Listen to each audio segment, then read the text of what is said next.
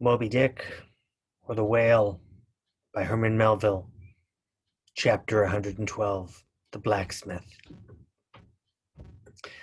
Availing himself of the mild, summer-cool weather that now reigned in these latitudes, and in preparation for the peculiarly active pursuits shortly to be anticipated, Perth, the begrimed, blistered old blacksmith, had not removed his portable forge to the hold again, after concluding his contributory work for Ahab's leg, but still retained it on deck, fast lashed to ring bolts by the foremast, being now almost incessantly invoked by the headsmen and harpooneers and bowsmen to do some little job for them, altering or repairing or new shaping their various weapons and boat furniture.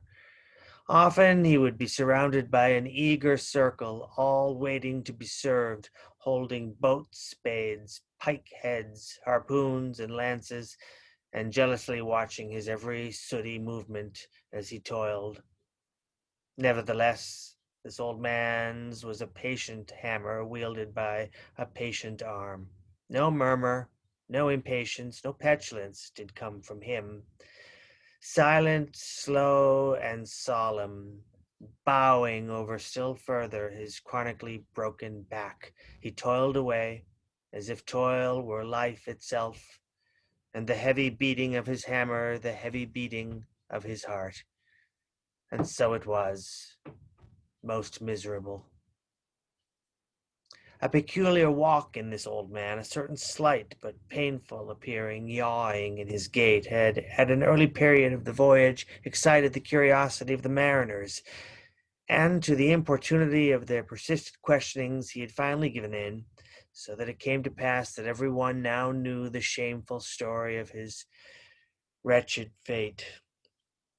Belated, and not innocently, one bitter winter's midnight, on the road running between two country towns, the blacksmith half stupidly felt the deadly numbness stealing over him, and sought refuge in a leaning, dilapidated barn.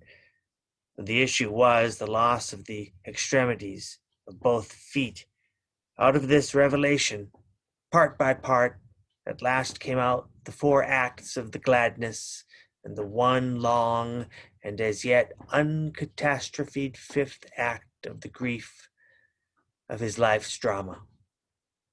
He was an old man who, at the age of nearly 60, had postponedly encountered that thing in sorrow's technicals called ruin.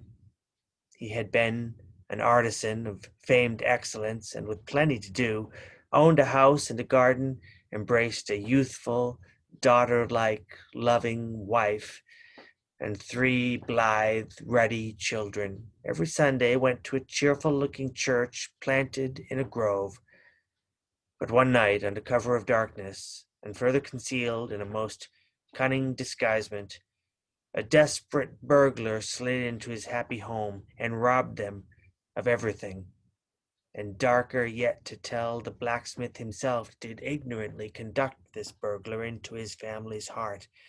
It was the bottle conjurer. Upon the opening of that fatal cork, forth flew the fiend and shriveled up his home.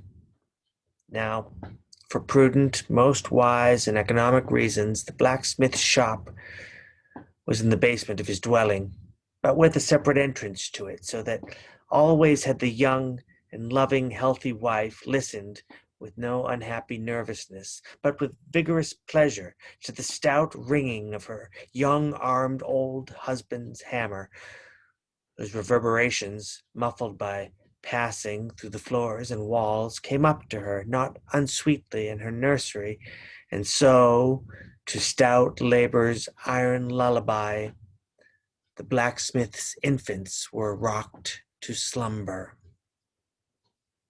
Oh, woe on woe! Oh, death, why canst thou not sometimes be timely?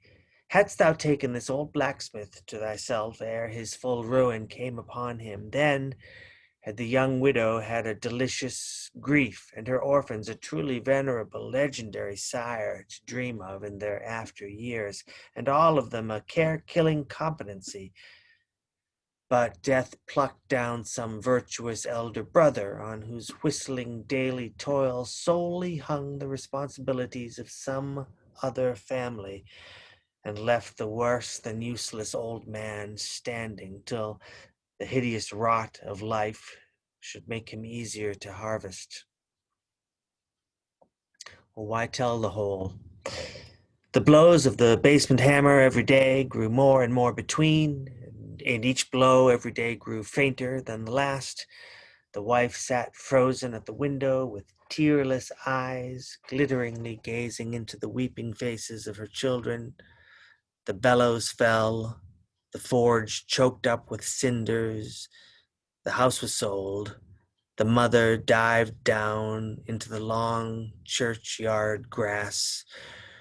Her children twice followed her thither, and the houseless, familyless old man staggered off, a vagabond in crape, his every woe unreverenced, his gray head a scorn to flaxen curls.